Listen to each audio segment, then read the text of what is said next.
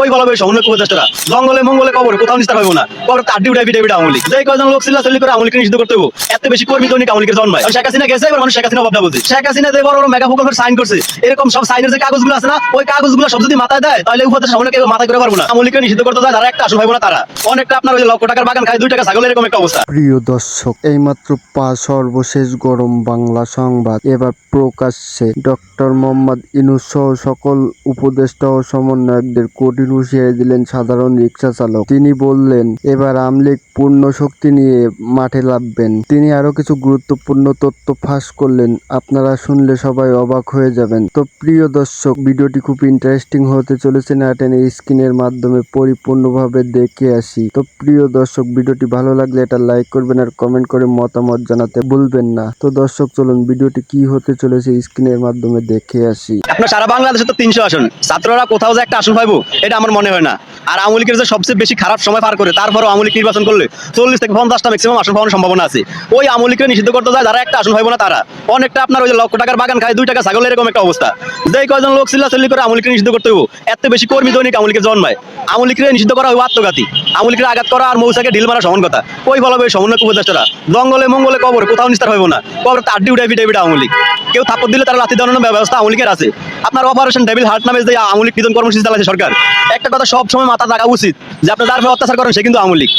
ঠিক আছে, আপনার আওয়ামী লীগ টাকা পাতি, আপনি সাপ লইয়া চিন্তা করে লাভ নেই। আওয়ামী লীগ তার চেয়ে বড়টা।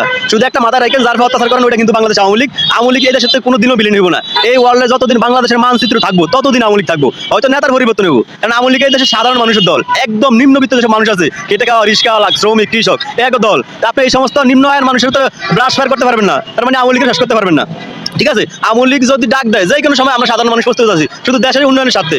আপনার এই যে শেখ হাসিনার যে উন্নয়নের ধারা, এই যে বাংলাদেশের যেই দিকে তাকে, আপনার টেকনাফ থেকে তেতুলিয়া, রূপসী থেকে পাতুরিয়া, উন্নয়ন দেখলে চোখ জুড়ে যায়। আপনার বর্তমানে এই যে 2-1টা সমন্বয় উপদেষ্টা আছে, এরা 2 সাইডে উন্নয়নমূলক কাজ করে পুরো বিলবোর্ড লাগে পুরো ঢাকা গাড়ি অবস্থা ভরে লাগছে।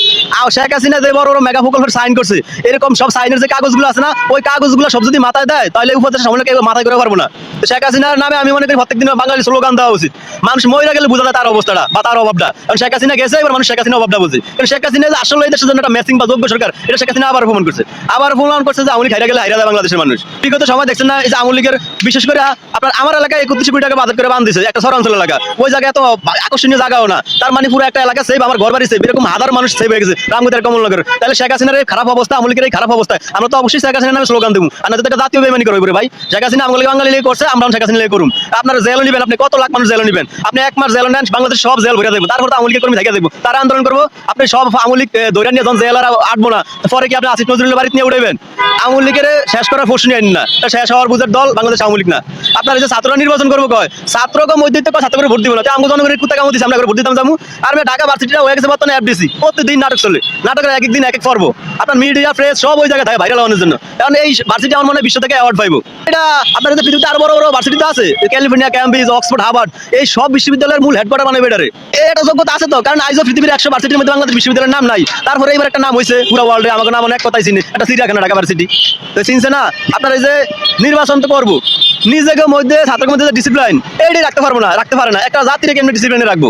ছাত্ররা এখনো যথেষ্ট আবেগী আর এখনো আক্ষেপে ভরা, এখনো কোনো ভালো সিদ্ধান্ত নেওয়ার মতো উপযোগিত সময় তাদের এখনো আইয়ে নেই। আগে তারা একটা ডিসিপ্লিনে আসুক, তারপরে এই দেশের প্রধানমন্ত্রী হোক বা জাতিসংঘের মহাসচিব হোক, যা হোক হোক, কোনো সমস্যা না। আপনারা এখন তো তারা সুস্থই হয় না, আমরা তো দ্রুত সুস্থতা কামনা করি। এই ছাত্র সমন্বয় যারা আছে এরা টোটালি বর্তমান সময় অসুস্থ।